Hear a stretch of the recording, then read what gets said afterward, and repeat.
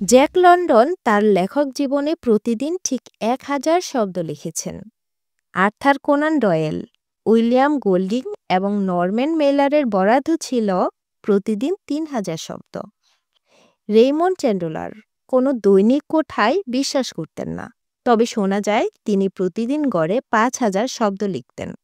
ঘড়ি ধরে ভোর ৫:৩০টায় লিখতে বসতেন অ্যান্থনি ট্রলপ।